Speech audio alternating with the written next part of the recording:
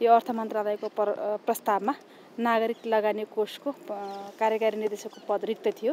त्यो रिक्त पदमा पर्वत कुमार कार्कीलाई नियुक्त गर्ने भन्ने निर्णय भएको छ र अर्को हाम्रो अर्थ मन्त्रालयकै प्रस्तावमा आर्थिक कार्यविधि तथा वित्तीय उत्तरदायित्व ऐन 2076 लाई संशोधन गर्न बनेको अध्यादेश 2080 जारी गर्न नेपालको संविधानको धारा 114 को उपधारा 1 बमोजिम राष्ट्रपति समक्ष सिफारिस गर्ने भन्ने पनि निर्णय भएको छ।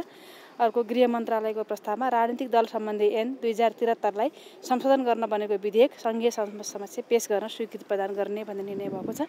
त्यसै गरेर सांस्कृतिक पर्यटन तथा नागरिक उड्डयन मन्त्रालयको प्रस्तावमा सांस्कृतिक संस्थानको रिक्त महाप्रबन्धक पदमा सानीभेरी गाउँपालिका वार्ड नम्बर 6 रुकुमका किरण बाबु पुनलाई नियुक्त गर्ने भन्ने निर्णय भएको छ। स्वास्थ्य तथा जनसङ्ख्या मन्त्रालयको प्रस्तावमा नरदेवी आयुर्वेद चिकित्सालय विकास समितिको अध्यक्ष पदमा श्री रमेश चन्द्र नेउपानेलाई मनोनयन गर्ने र स्वास्थ्य मन्त्रालयकै प्रस्तावमा गङ्गालाल राष्ट्रिय हृदय केन्द्रको कार्यकारी निर्देशक पदमा डाक्टर रवि मल्ललाई नियुक्ति गर्ने भन्ने निर्णय भएको छ। मुख्य निर्णयहरू यिनी हुन्। अरू बाँकी निर्णय हामी फेरि भोलि तपाईहरुसँग भेटेर राख्नेछौँ। धन्यवाद।